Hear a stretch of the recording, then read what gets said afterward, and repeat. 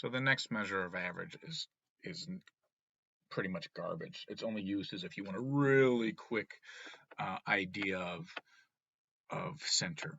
And all it is, mid-range is simply the largest number plus the smallest number divided by 2. So it's the mean of the largest numbers in a data set.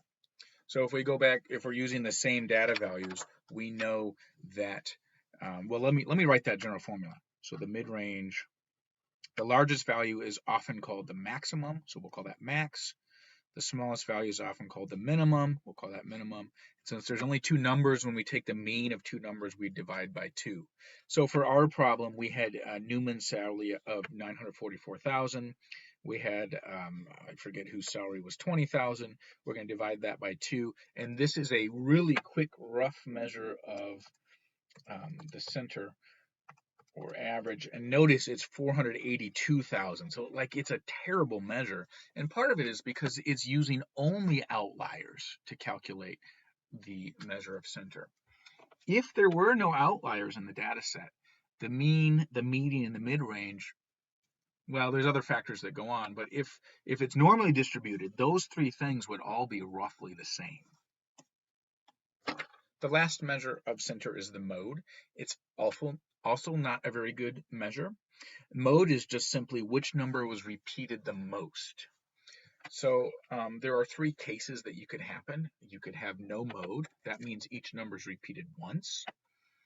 You could have one mode. That means there's only one set of numbers that's repeated more than once. Or you could have multiple modes. That's where there are several sets of numbers that all occur the same amount of time. So if we look at these data set, oh boy, I don't want to do this, but I'm going to. To find the mode, we'd have to count how many numbers are there for each and then see which one occurred the most. I'm going to guess it's 15 just by inspection. So there's 1, 2, 3, 4, 5, 6 15s. And 12 looks like there's a lot of those too. So let me count how many 12s there are. 1, 2, 3, 4, 5, 6, 7. Oh, there's 7 12s. So that's got to be it. If you look, there's 20 total numbers here. We've just got 13 of them. So 12 is definitely the mode. And there's only one mode here. That is 12. The one place where the mode is super useful is it's the only measure of central tendency for categorical data. So if you think about that blood type, what we would look for from that problem way back ago, we would look for which blood type occurred the most. That would be the mode, and that would be the central tendency of these categorical data. Otherwise, we can't calculate a mean because we can't add together A plus B plus AB plus O and divide by 4. That's a meaningless calculation. Same thing with median and mid-range. We just can't do that.